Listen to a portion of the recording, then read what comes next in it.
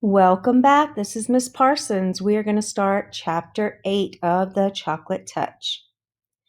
English class passed without incident. Miss Plimsoll distributed word lists for her pupils to take home. The more words you know, she explained as always, the more exactly you can think. There were some difficult new words, John noticed.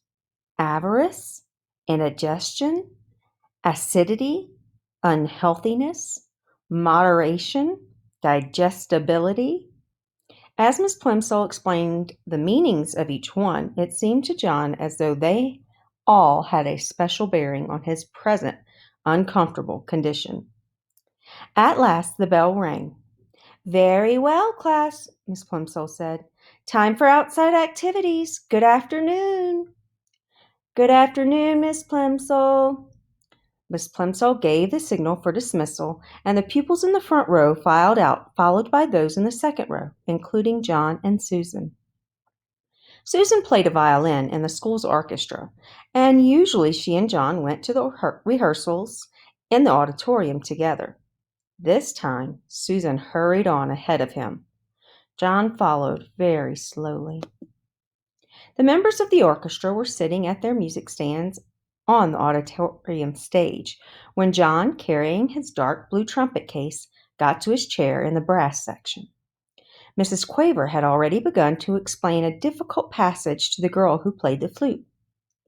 Just after Jay sings, "Nestlings chirp and flee," she was saying, "you come in with your trill doodle oodle oodle oodle oo.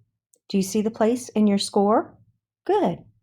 "Ah, John," Mrs. Quaver exclaimed, seeing him in his place, "I'm glad you're not absent. As I have just told the others, this afternoon we're having the first joint rehearsal of my arrangement of A Boy's Song by James Hogg. We've been over all the individual parts and all the sections, you will recall. Now it's time to fit the pieces together." John nervously opened his trumpet case and took his shining gold trumpet from its bed of scarlet velvet. The beautiful new instrument gave him confidence.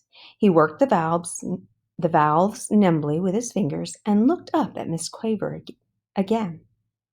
"Now, John," she said, "tell me when your little solo begins." "Right after the end of the second verse," John promptly replied. He had practiced his part every evening in the basement at home for the last 2 weeks. He knew every note perfectly. After the line, "That's the way for Billy and me." "Good," Miss Quaver said. "And don't forget what I told you, John. This is a happy song. I want you to play ta ta ta ta ta ta ta ta, simply repeating the rhythm of the voice. And I want you to be light and lively. This is supposed to be the song of a boy who loves romping in the country. Ta ta ta ta ta ta ta ta ta ta," John thought. That shouldn't be too difficult, even with the whole orchestra listening to him. He had played it over and over again at home. But he would have to try extra hard here. This was to be his first solo. Everyone else was depending on him to play it properly. "Right," said Miss Quaver brightly. With her baton, she rapped twice sharply on the music stand before her. All the musicians brought their instruments into playing position. Susan poised her bow over the strings of her violin. John held his trumpet close to his mouth and wiggled his fingers on the valves. Mrs. Quaver's baton moved from side to side, up and then down.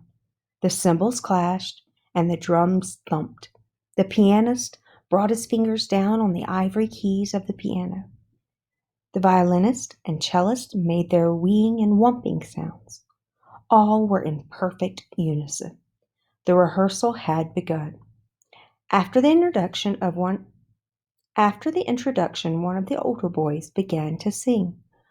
"Where the pools are bright and deep, where the gray trout lies asleep, Up the river and over the lea, that's the way for Billy and me. After the last line of the first verse, John's fellow trumpeter echoed the rhythm of the singer's voice. Ta-ta-ta-ta-ta-ta, ta-ah-ah. Mrs. Quaver smiled approvingly at the successful performance, and with her baton gave the singer the signal to begin the second verse. Where the blackbird sings the latest, and Obie went, P-E-E. Where the hawthorns blooms the sweetest, where the nestlings chirp and flee, the flute warbled according to plan. That's the way for Billy and me. John swallowed with an effort and put his mouthpiece of his trumpet to his lips for his solo. The mouthpiece instantly changed to chocolate. Then, almost as fast, the chocolate spread along the instrument, changing all the flashing gold into dull brown. The first note came out fairly true, ta, but chocolate trumpets can't withstand much pressure. The hole in the mouthpiece softened and clogged up. The valve stuck as John desperately tried to finish his part. Mrs. Quaver's eyes almost popped out of her head as she listened to him play. Ta ta ta ta ta ta. It sounded as though John were trying to play a soap-filled bubble pipe. Terribly flustered, he put down his trumpet. Mrs. Quaver was speechless. The orchestra was rocked up by uproarious laughter. The other trumpeter leaned over toward John's chair and picked up the trumpet. It's a chocolate trumpet, he shouted derisively. No wonder it sounded like that. John Midas was trying to play a chocolate. John didn't wait to hear any more. He fled from the stage and out to the playground without stopping even to look around. He ran through the stone gateway and homeward.